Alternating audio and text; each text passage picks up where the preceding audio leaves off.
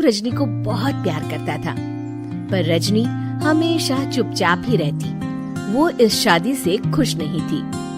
वो ये शादी नहीं करना चाहती थी। उसे तो हमेशा से पेंटर जो बनना था। अपने इस सपने को वो नहीं पूरा कर पाई, इसलिए वो हमेशा उदास रहती थी। रजनी, बहुत ही बढ़िया फिल्म लगी है, कल देखने चले? नहीं जी, कल मुझे बहुत काम है, मैं नहीं जा पाऊंगी। अच्छा तो कोई बात नहीं, संडे को चलते हैं। देखिए, मुझे फिल्म देखना पसंद नहीं है। आपको जाना है तो चले जाइए। नीरव को मना करके रजनी वहाँ से चली जाती है और अपने बैग को खोलकर उसमें बंद पड़े ब्रश और कलर्स को देखकर रोने लगती है। रजनी, चलो ना कहीं बाहर खाने चलते हैं, कुछ तुम्हारी पसंद का। जी, मुझे नहीं जाना, मेरी तबीयत ठीक नहीं है। रजनी वहाँ से चली जाती है। नीरव को समझ नहीं आता कि रजनी उससे इतना दूर क्यों रहती है। वो जब भी उसके साथ वक्त बिताना चाहता है, रजनी कोई ना कोई बहाना बना देती है। एक दिन घर पर कोई नहीं था। रजनी घर का सारा काम जल्दी से खत्म कर लेती है। घर पर अकेले होने के कारण वो सोचती है कि वो आज पेंटिंग करेगी। वो अपने कमरे में जाकर पेंट ब्रशेस और कलर्स निकालकर जैसे ही कलर मिक्स कर रही होती है कि दरवाजे पर बेल बज जाती है। अब कौन आ गया इस वक्त? इतनी मुश्किल से तो मुझे पेंट करने का मौका मिला है।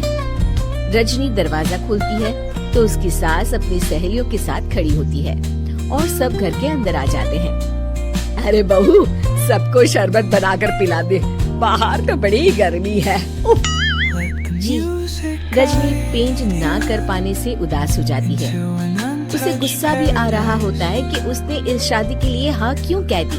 वो रसोई में जा रही होती है कि उसकी सास उसे रोकती है। बहू, सबके खाने का भी इंतजाम कर लेना, आज का लंच तो ये सब यहीं करेगी। हाँ। रजनी बिना कुछ कहे रसोई में चली जाती है। सबके लिए खाना बनाती है। सब खाना खाते हैं और रजनी घड़ी देखती है कि ये सब कब जाएंगे ताकि वो अपनी पेंटिंग कर सके। जब शाम होती है तब सब चले जाते हैं अपने घर। अरे बहू, सब तेरे खाने की तो बहुत तारीफ कर रहे थे, सबको बहुत अच्छा लगा खाना। आपको मुझे सुबह बताना चाहिए था ना कि आपकी सहेलियाँ आ रही है। पता भी है कितना वक्त लगा सारा खाना बनाने में।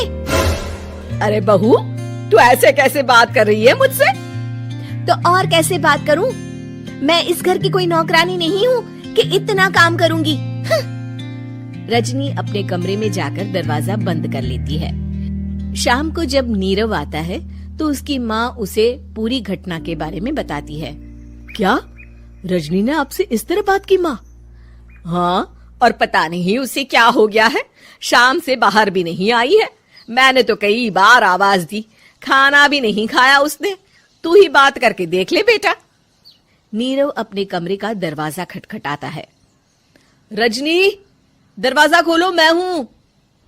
रजनी दरवाजा खोलती है और फिर वापस जाकर अपने बिस्तर पर लेट जाती है। रजनी, माँ से बात करने का ये क्या तरीका है? मैंने कोई गलत बात नहीं की है। अरे तुम क्यों ऐसे बर्ताव कर रही हो सबके साथ? क्या तुम इस शादी से खुश नहीं हो? रजनी कुछ नहीं बोलती। अरे बताओ मुझे रजनी, क्या ये शादी तुम्हारी मर्जी के खिलाफ हुई है? हाँ, मैं ये शादी कभी नहीं करना चाहती थी।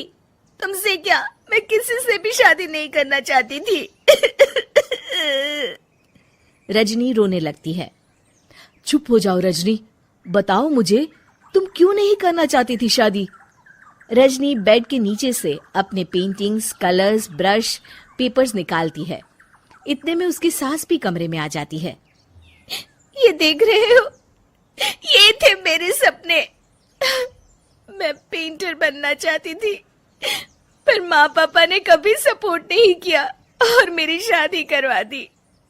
मेरे सारे सपने टूट गए। हर वक्त बस गुस्सा आता रहता है मुझे।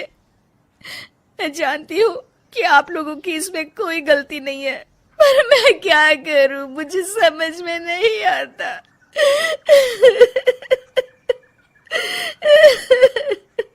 रजनी फूट फूट कर रोने लगती है।